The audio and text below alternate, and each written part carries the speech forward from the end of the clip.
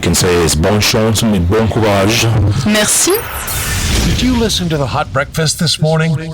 Here's what you missed. The European Union. So what does this day mean? Is there a celebration? There is a celebration all over the world. I mean, like a national day. It's a little bit a national day of EU, and there will be a celebration, and there is a program in.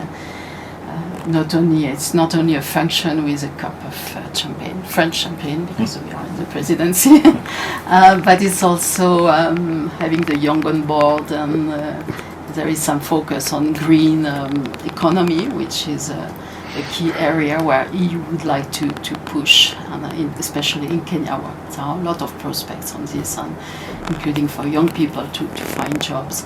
And there will be music, there will be entertainment, there will be shows, and we will celebrate the usual way. Yes. We can talk about the whole petroleum situation, because that's also the result of the war, and then there was the MD of RUBIS here in Kenya. That's right. What's going on with that? At some point I thought there was going to be an intervention. Yeah, first of all, indeed this situation of war has an impact on the neighbors, but also on the whole world. And unfortunately, Kenya is also a side victim of this. I mean, it's not only oil, but it's also food prices, because wheat and maize is our key goods that are produced by Ukraine and Russia. I mean, I think 1/3 of the wheat that you use to make your chapati comes from this area. So and for oil, indeed, it's not because of the Russia being a direct provider, a close neighbor to Kenya, indeed, but it's because it has an impact on the whole oil price in the world. What happened with? I don't want to speak on the oil distribution situation in Kenya. It's not my business, I would say. There have been choices made by the government, which are legitimate. What happened to RUBIS? I mean, RUBIS is a key French investor. In the last 2 years, probably it was the most important one, with 500 million euros injected in the new company. They want to build a long-term partnership with Kenya, definitely. And probably there was some misunderstanding during this shortage of oil that was experienced along the Easter weekend.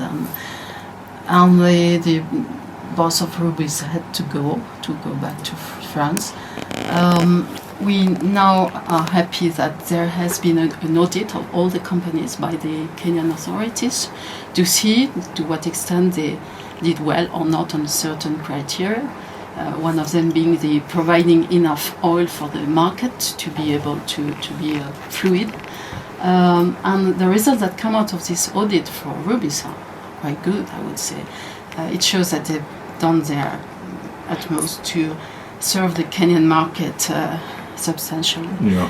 And we hope that it will help to diffuse the misunderstanding, and that the RUBIS has the will to stay in Kenya, to continue to invest. It invests 50 million euro a year in all these petrol stations, and that's what I would say. I mean, it's important for French investors in Kenya to have some warrant that the rule of law is implemented, that transparency is implemented, that there is an open and investor-friendly climate. Yeah, when Jean-Christian Bergeron was deported, were you surprised as the French embassy? Were you surprised? No, we were aware. As you know, the press has reported about this, that I had talked with Minister C.S. Matiangi. We tried to understand the situation. I was called by C.S. Omamo on this, and